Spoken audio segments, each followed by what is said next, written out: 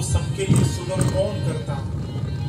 भरत जी जन्म न लेते तो कलयुग के विकार काम क्रोध मद मोह लोभ मत्सर इनका हरण कौन करता। गोस्वामी जी अपने लिए कहते हैं यदि भरत जी जन्म न लेते तो इस सठ तुलसी को इस कलिकाल में हठ पूर्वक राम जी के सन्मुख लाके खड़ा कौन करता। कलिकाल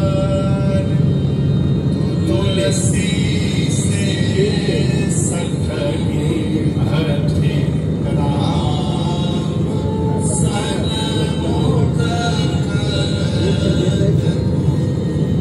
भरत चरित करिने तुलसी जैसा सुनहि सिय राम पद प्रेम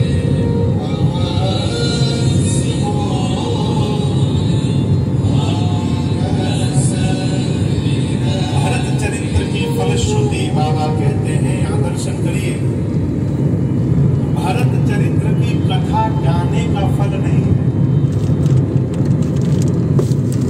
चरित्र की कथा को सुनने का फल है। अब आप सोच रहे होंगे महाराज फिर तो आपको फल नहीं मिल रहा होगा।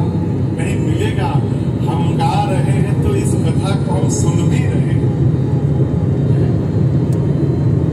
भारत चरित करि नेम यानी नियम करके तुलसी जो सादर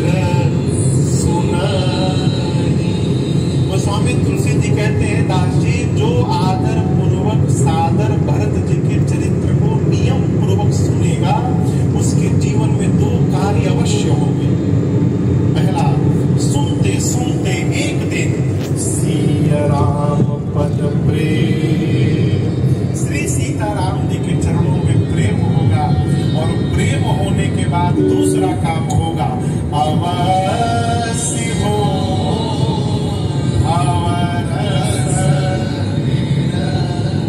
संसार के भव रस से मन को वैराग्य प्राप्त हो जाए। भरत जी की कथा।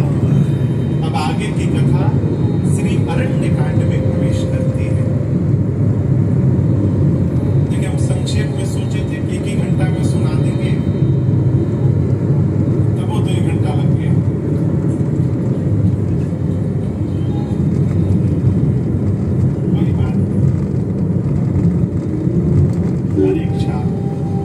अरण्य कांड के प्रारंभ में एक बड़ी अद्भुत घटना घटी।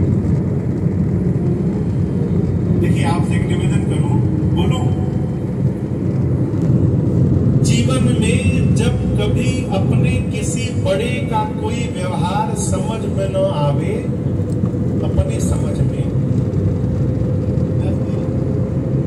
जीवन में जब कभी अपने किसी बड़े का व्यवहार अपने समझ में न आवे तो बड़े पर संशय नहीं करना चाहिए।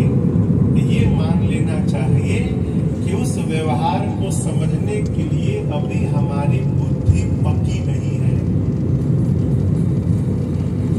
अभी हम उस बात को समझने लायक नहीं हो पाए। होता क्या है, जीव उल्टा श्रेष्ठ पर ही प्रश्नवाचक चिन्ह लगा देता है। वही घटना भी घटी है। एक दिन चित्रकूट में रघुनाथ जी पुष्प उतार के एकांत में, लक्ष्मण जी नहीं थे तो एकांत में भगवान पुष्प उतारे